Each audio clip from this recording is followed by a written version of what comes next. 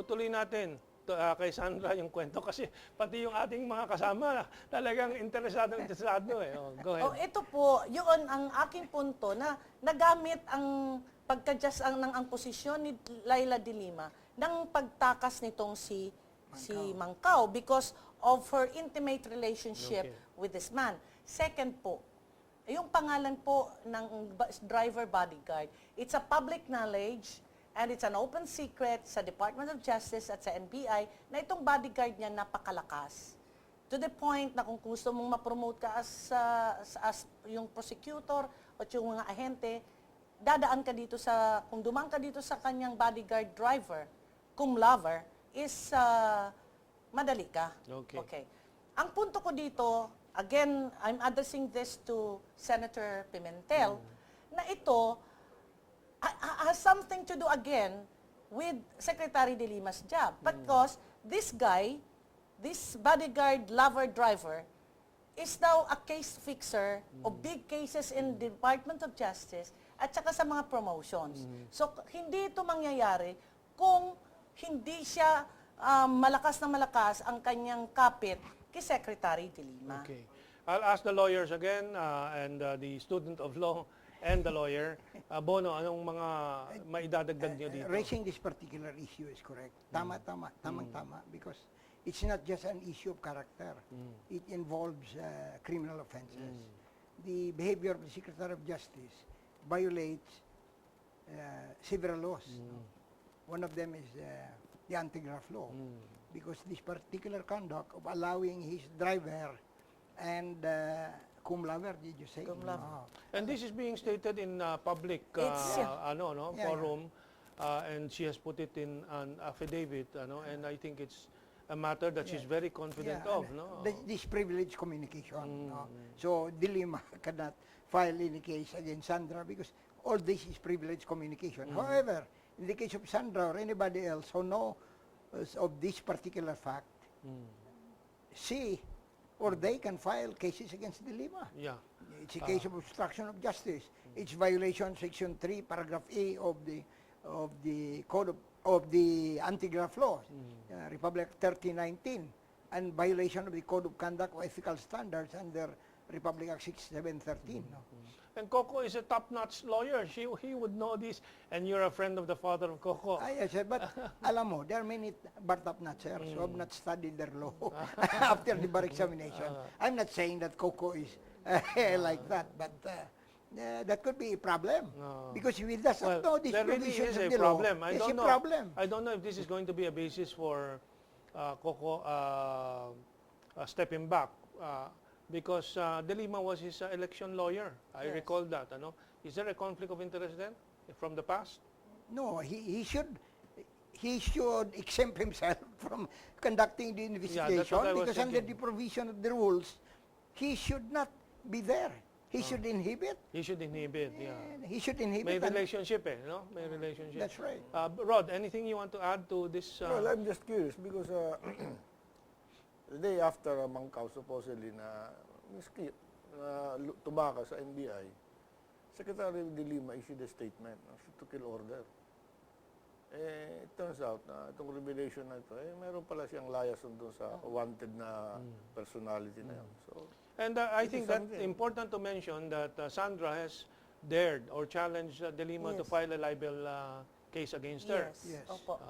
And if de Lima dared, then we would have more revelation, siguro, no? You know, de Lima probably knows your law. In the book written by Louis Nicer, one of the best lawyers in America on libel cases, he said, in order to stop libel from spreading, do not file a case. De Lima knows that. And besides, in this particular case, libel cannot stand because this is privileged communication. It cannot stand. So remember in our last discussion here, what was our title? Dilemma of de Lima. That's right. Exactly. So she's involved in many dilemmatic situations. Well, but I think another moral principle we should recall for government officials is they should be cleaner than beyond suspicion. Cleaner than Caesar's wife. How does that go again? A public official must be cleaner than Caesar's wife. Okay, we can Uh, paraphrase. he should be beyond reproach. And the problem here is you are Secretary of Justice. Like the President, as an alter ego, you are supposed to execute the laws. And how can you do that? Yeah. Who brought up this issue of the 1 million peso monthly That's- stipend or whatever they call it from PAGCOR? Senator Jinggoy. Jinggoy brought it up. Has there been any development on that score? Anong sagot ni De Lima dyan? Do you recall it? Hindi naman siya nakasaang, sabi niya, 500,000 pero hindi naman daw monthly, ganon. It's not for her. But still, No, it's not for her according to Dilemma. It's for the office. That's what she said. But I was listening to your interview at the hearing of the Senate, and I was amazed that she had to admit that she received about 500,000, though according to her, as Sandra stated, it's not monthly. No, assuming it's not monthly, she still has to account for it. Then the Senate, the Congress, and other investigative parties should be looking into that. The Is that ombudsman should justified? look into that. The ombudsman should look into that. Oh. Why should Okay. PAGCOR be giving her money on a monthly basis Yeah. or whatever? So we'll have to wait for the action from the Lima side now, whether she's going to file a libel case. No, definitely not. She If will she not. gets the proper legal advice, she will not. But if she gets the legal advice of lawyers who have not studied the libel law, probably she will. But Then it the will other not action amount we to should await anything. is Coco inhibiting himself from any issue concerning the Lima. Yeah, Di ba? he should inhibit himself. Okay. We'll leave De Lima for a while and go to Abad. Sa kaso ni Abad, ang mga issues na lumalabas, of course, you've pointed out a legal question here. But do you have any reaction to all this news coming out about 11 Abads in government? And sabi ng Malacanang, so what's wrong? Rod, do you have Well, any reaction to that? actually, strictly speaking, alam mo, pabalagbag na sagot na yan eh. Alam natin na bawal yan, nepotism yan. Uh-huh. Bawal yan. Of course, they can always say that these people were elected, not all of them. But what about your son? What about your daughter? Maybe, Ano bang, can you help me recall the nepotism law? ang nepotism, si... Bono? You know, they have the defense their road. Because they'll be saying that the appointing power is not Abad. The appointing power is President Pinoy. And having so many members of the family in government is nothing strange with Pinoy. Nothing strange. So, considering certain problems, which we have mentioned here before, I believe that this matter will continue. She will even appoint some more Abads. I think Rod? you are right there, Attorney Dasa. Kasi tama ka doon, pero the point is, para mo naman sinabi, wala na bang matalino sa Pilipinas? Sila na lang. Well, in fact, months and months ago, I wrote an article there, but one of the publications didn't release it. So, but I said that this is a symptom of the parasitic system that we have of families clinging to government, which is bureaucratic, non-productive. Kapit-tuko sila sa mga posisyon sa gobyerno. When we should be having more entrepreneurs, we should be having more producers, and these are the privileged class. May capital sila, may pagkakataon na magnegosyo, maging exporter and so on. But they prefer to cling on to the bureaucracy. That's my problem with them. Because, Mentong, politics is business. It's the number one business in the country. And at the head of politics in business is graft and corruption. So, Bono, you can get any political position or get your children some political positions, but you don't do I it. don't like the whole idea. You see, in Misamis Oriental, they should learn a lesson. My father-in-law was governor. I was governor. My father was mayor. We're against the idea of creating a dynasty. On the theory that everyone should be given an opportunity. You know, if you have a dynasty, you have an edge over everybody. Even if the dynasty, and most of the dynasties, by the way, are useless from the standpoint of public service. I should know the dynasties operating in many areas in Mindanao. Well, in my case, I was the only one that has ever been in the family involved in politics and so on.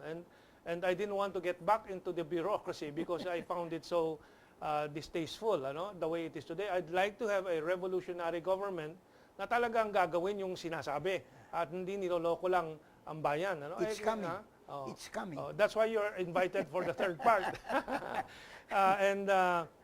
So a family should have some businessmen, some engineers, para ang lipunan natin na balance at masigla. Pero kung lahat ng pamilya sumisip-sip at sumusupsup sa gobyerno, that's what abads are.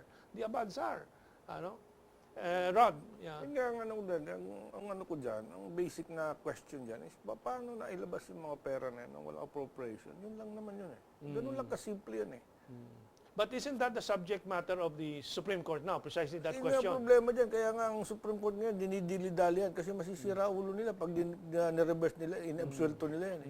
Kasi imposible talaga ma-absuelto yan eh. Basic na basic yan eh. Ang katapos, ang sagot pa ni Dilima dyan eh, sabi niya, mutan academic. Anong mutan academic pinagsasabi niya?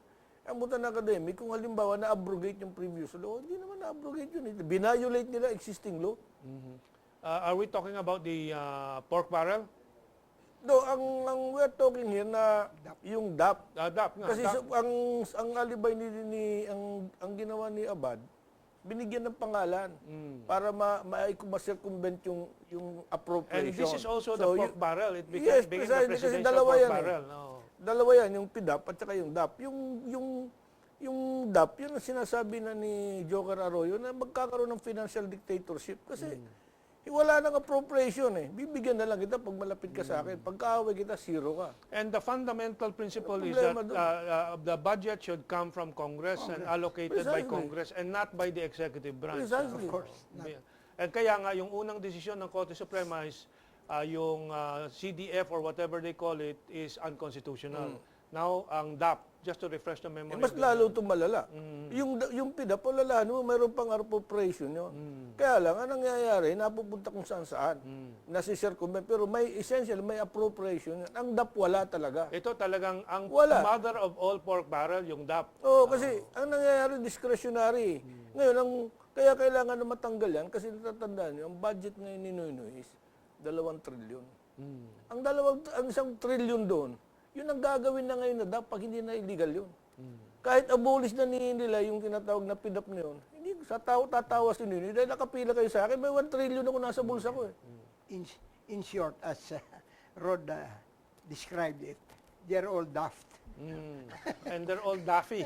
They're all daft, you bet. Oo. But right now, anong status? Any feedback sa Supreme Court?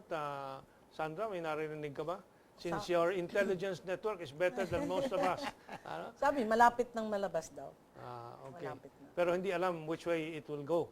This time, the wind will blow. Yeah, pero di ba yung isang nagkandidatong senador, si Greco Belica, Okay. di ba napanalo nila yung kanilang sa PDAF nila? Okay. Yeah. Tapos ito ang inaantay naman nilang DAP. Yung DAP, okay. And before we take our break for the last part, Bono, dito sa House of Cards mo, how does this all relate? Wala nang matibay na haligi. No, there are no strong foundations. They're all either cards or sand, the foundations. And at the rate we're going, people are looking for solutions. The solutions to this problem are very simple. They are provided for in the Constitution. But Now, I was amazed with, Attorney Makalinta. Romulo Makalinta. Because I woke up one morning, and I went over in the Inquirer, and there was You will talk, major story. We'll continue with that after this break. That's precisely my reaction.